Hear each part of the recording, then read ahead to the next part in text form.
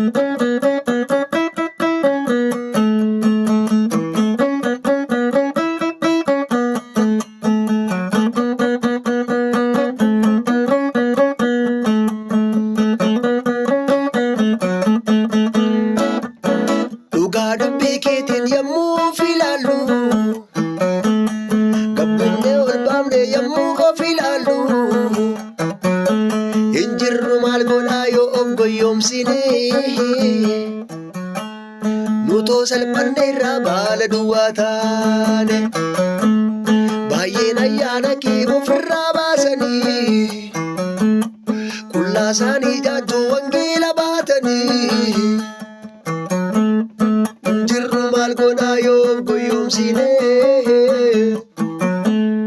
nutoo salphanneerraa baala duwwaa taane baay'een ayyaana kee ofirraa baasanii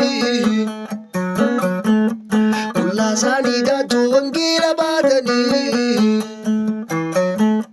hin jirru maal godhaa yoo goyoomsine nutoo salphanneerraa baala duwwaa taane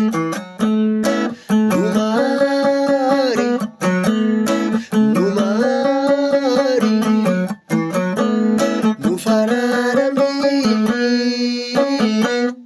lapheen keenya samee babbadiira. Yesus hafuurri qulqulluu boqonnaa dhabeera foon nu daddarbatee bu'aa nu buusuufi yaa Waaqayyo gooftaa nu qaqqaabi dafii du'anii ka'anii qalbii jijjiirrachuu dandeenu daandii koo jallatee rakeen sirrii sirreeffadhaan hin jiru. Jireenyi lafarraa takkumaa si alaaman jiru. Qajeelchiidhuudhaa biyya gooftaa osoo aduun jiru. Haadhoo koo wanti lafarraa kun hin darba. Wanti si fuudhee fiigu kun hin darba. Anaan hafuura waaqootiin na dammaqse. Malkii gaarii yookiin mana gaarii baagiraawundii koo bareedaan sitti agarsiifataadha miti. Du'uun keenya oolu. Yeroon keenya gaafa ga'u du'uun keenya oolu. Cheerchii kamiin gaafa dhattu yeroon qalbii dirnaa yeroon ati waaqayyo wajjin wal agartu hin jiru. Maaloo deebii. Maaloo adeemi. Anis fayyaa ta'een dubbadha miti. Hafuura waaqayyo isa hundumaa caalutu na dhuunfannaani malee. Hagallumaadhoo gara mana waaqayyooti. Tarii dubbachuu danda'an jiru. Ofeenii fidii asubuu hojjetanii eekamsa keetii du'anii badanii hin jirru maal godhaa yoo goyoomsinee guutuu salphanneerraa baay'ee duwwaa taane baay'een ayyaana kee ofirraa baasanii abbaa koo qullaa isaanii jaajuu wangeela baatanii.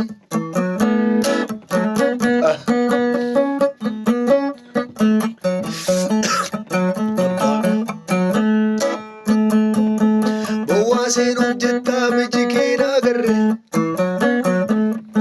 ifa seeta malee akka dhi'uun barre irra kan bareedu keessi sun mi'oora kan boca burratumaa fuudhee siin joora. Bowwaa seenuuf jettaa miji keena agarre ifa seeta malee akka dhi'uun barre irra kan bareedu keessi sun mi'oora kan boca burratumaa fuudhee siin joora. Obbolee koo maaliif badda maaliif duuta maaliif badda maaliif duuta soora bineensichaa maaf taata. Gooftaan kee si waama innammayyuu waa'ee kennimne innammayyuu waa'ee kennimne takka badiisa keenya laanne sin daganne. Jijjiiri yaada kee gara isaa guutuu hin darbaa hundumtuu. Jijjiiri yaada kee gara isaa guutuu hin darbaa hundumtuu.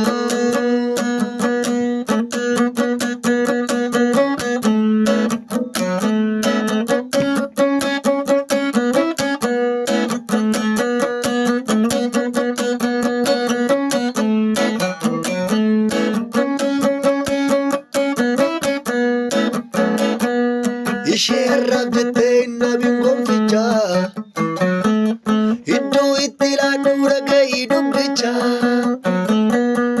amanadhu gooftaa jabinni kee ni qaa kan yeroof mul'ataa misa godhu waaqaa.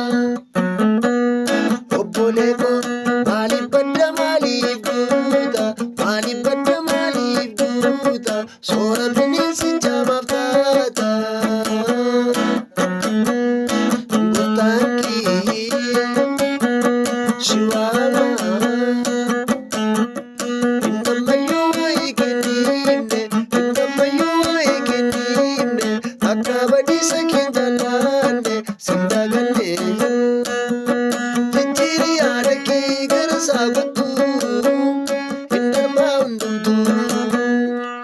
Waaqayyo sin eebbisu adaraa garaa waaqayyoon barbaaddatu kan qabdanii faarfannaa kanaan yaada garaa keessanii geeddaradha.